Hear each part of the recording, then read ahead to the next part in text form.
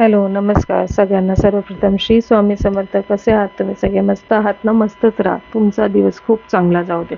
तुमच्या मनातल्या सगळ्या चांगल्या इच्छा स्वामी महाराजांच्या कृपेने पूर्ण होऊ देत, हीच त्यांच्या चरणी माझी प्रार्थना. तर आजचा माझा जो मेनू आहे ना, चहासोबतचा, जो तुम्ही काल पाहिला, भजी आणि चहा. तर आज मी असं काहीतरी चटपटीत बनवायचा प्रयत्न केला आहे, मका आणि चहा.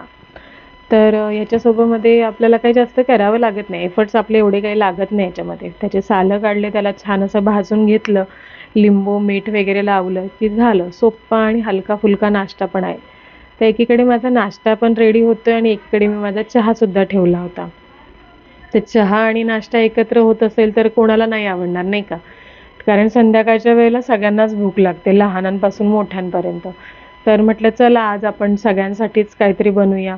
तर मुलाला तर आवडत नाही मका वगैरे, पण म्हटलं चला आपण तर खाऊ शकतो, त्याच्याकरता मग मी हे सगळं बनवून घेतलं होतं. तर आता मका ना मी भाजून घेते पूर्ण. हा मका भाजत होता ना, तेव्हा त्याचे दाणे ना असे तडतड उडत होते. तेव्हा मला असं वाटत होतं, यार आता काय मला चटके वगैरे लागतात काय? पण तसं काही झालं नाही आहे स्वामींच्या कृपेने. तर म्हटलं चला आता आज आपण हे खाऊया, मका खाऊया. गेली होती बाजारात, तर मग तिकडनं हे छान दिसले मके, तर ते घेऊन आले. आणि हे मके बघाल ना तुम्ही, पूर्ण भरीव आहेत, एकही दाणा असा पोकळ नव्हता त्याच्यामध्ये.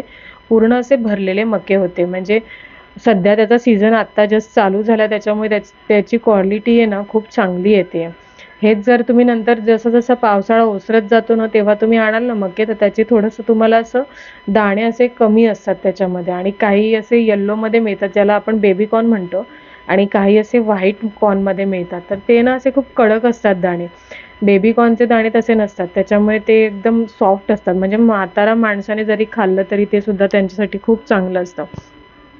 असं काहीतरी प्रोटीनयुक्त आपण जर घरच्यांना दिलं ना, तर ते त्यांच्यासाठी पण चांगलं राहतं आणि आपल्या हेल्थ वाईज पण त्या गोष्टी चांगल्या असतात. तर चहा आता तुम्ही म्हणाल हेल्थ वाईज चांगला नसतो, तर चहा हा कोणीही सोडू शकत नाही. त्याला कितीही तुम्ही जबरदस्ती केली तरीसुद्धा डायबिटीजचा पेशंटसुद्धा चहा सोडत नाही, तर आपली गोष्टच वेगळी आहे. तर त्याच्याकरता म्हटलं चला आज आपण गरमागरम चहा आणि मका असं दोन्ही कॉम्बिनेशन ठेवूया. घरात असलं ना की मग ह्या सगळ्या गोष्टी आपल्याला करता येतात, काही ना काही बनवता येतं. पण बाहेर जाऊन घरी येऊन करायचं म्हटलं ना, त्या बाईला खूप थकायला होतं, की बाहेर पण करायचं, घरात पण करायचं. तर खरंच खूप सांगते मी तुम्हाला, की ती बाई खूप धन्य असते, की जी बाहेर जाऊन घरात येते आणि मग घरामध्ये आल्याच्या नंतर सुद्धा सगळ्या गोष्टी व्यवस्थित मॅनेज करते. खरंच सॅल्यूट आहे अशा बायकांना. चला असो, मी माझ्या मनातले थॉट्स तुमच्यासोबत थोडेसे शेअर केले.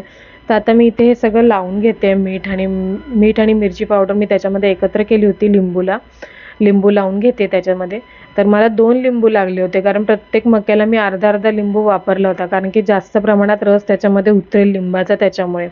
तर लिंबू कसं असतं ना, की त्याच्यामध्ये लिंबामुळे काय होतं ना, जे आपण खातो, तर त्याची एक चव तर लागतेच आणि प्लस तुम्हाला पोटामध्ये पचन करण्यासाठी सुद्धा तो उपयुक्त ठरतो.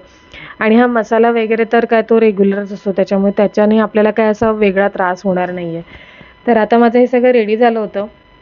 आताच पूर्ण 4ही मक्यांना मी ते लावून घेतलंय. तर इथे ते तुम्हाला मी एवढं काही दाखवलं नाही, की मी 4ही मक्यांना लावलं, पण मी लावलं होतं नंतर. तर म्हटलं चला आता आपण चहा पण गाळून घेऊया. चहा पण रेडी होता. तर चहा वगैरे सगळं गाळून घेतलंय आणि त्याच्यानंतर हे सगळं जेव्हा सर्व्ह केलं, तेव्हा सगळ्यांना एवढं भारी वाटलं ना, की आज आपल्याला चहासोबत हा नाश्ता भेटलाय म्हणून. असं काहीतरी रोज नवीन-नवीन बनवलं तर घरच्यांना किती भारी वाटतं ना, की यार नाही काहीतरी चांगलं मिळतंय रोजचं खायला. तर असं मलाही आवडतं असं गरम-गरम सगळ्यांना खायला द्यायला.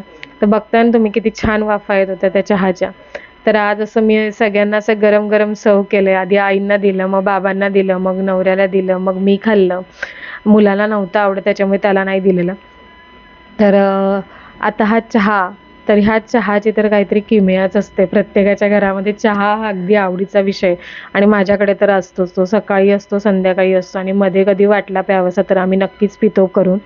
तर आता मी यांना सुद्धा दिलं होतं, चहा पण दिला होता, मका पण दिला होता. एकीकडे त्यांना दिला आणि एकीकडे मी पण घेतला. ते त्यांचं काम करत होते.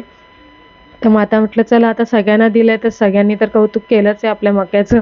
तर आता आपण पण ट्राय करून बघूया. म्हणून मी पण खायला बसली होती. मग मी पण खाल्लं तर खरंच खूप छान लागत होता मका. भारी वाटलं मला. तर असं चहा पण घेतलाय. चला तर मग आजची संध्याकाळ अशी होती. कसा वाटला व्हिडिओ? लाईक करा, शेअर करा, सबस्क्राईब करा. Thank you.